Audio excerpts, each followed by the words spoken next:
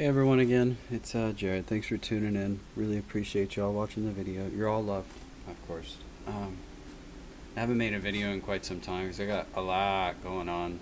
I'm having to go up to the court for eviction and stuff like that. Everything in the world crumbling around me all at once. It's great. It's amazing. So either way it would go, wanted to bring something up. There seems to be a lot of course, everyone studies these because it doesn't seem to be something you can ignore, which is known as the Mandela effect.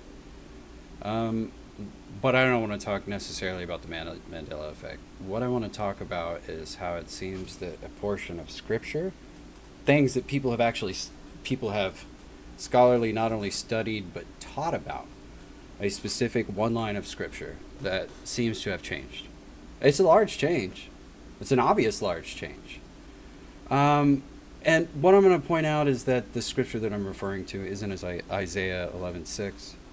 I remember because I've only read this book once, and it was right as I was going into being baptized as I was 25. And the way I've always read things is when I read something, it's just there.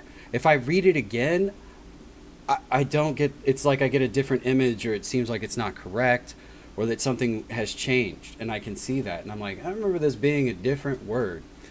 So what I've always remembered in Isaiah 11:6 is, of course, it has always been the lion of whom dwelt next to the lamb. And yet now when you read it, it is not the lion. It is something else. And there are, like I said, many scholars who have said the same thing, that they've taught about this. It's all, and like they don't know what to say about it now. That's okay. It's all right. This is not a Mandela effect. And to be perfectly clear, the only one who can change the Living Testament is God. God is the only one who can change the Living Testament. You have to understand that.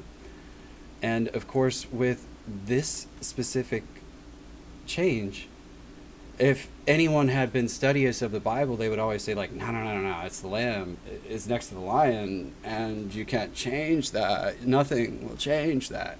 That's how scripture works. It's in your mind. You read it. It's there. And yet now it reads differently. The only person who could change that is God. It's his living testament. So he has actually taken the lion and put the wolf in its place. That was him that did this. This relates to a common scripture that people were very hard of understanding.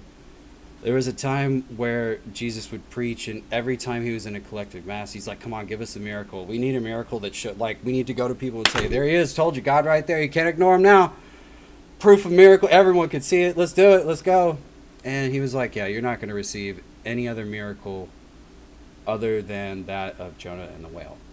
And to us, it's like, that doesn't make any sense. It doesn't really correlate. I don't understand how that could be a miracle of their time, their era, because they're not going to be able to all see it once unless, as I've been able to study, there is something else there. Because as I have been able to study, it wasn't always a whale.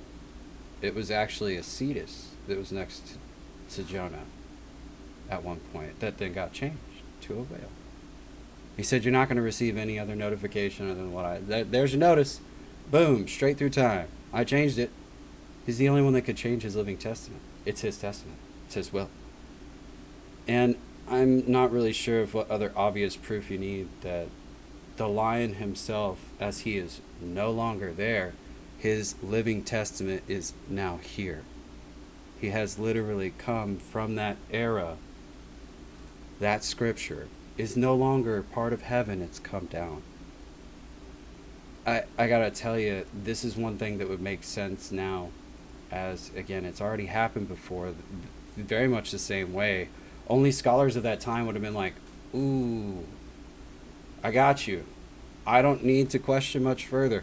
Who else but God could remove the lion from the Bible and move it in time wherever he wills? It's his will. He can do whatever he wants.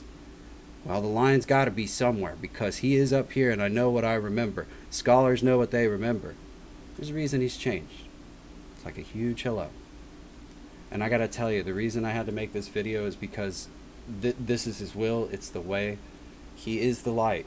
And I'm trying to tell you, there's only one way I was given this information. It's not like it was straight from him. And I got to tell you, big message I'm receiving. Stop building hadron colliders.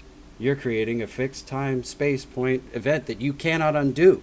Your future self creates you now and later. There is no paradox.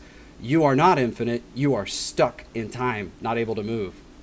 Stop building these large AI facilities. You don't know what you're doing. And please read the Bible. Go find church. You're very much loved. And thank you so much for watching.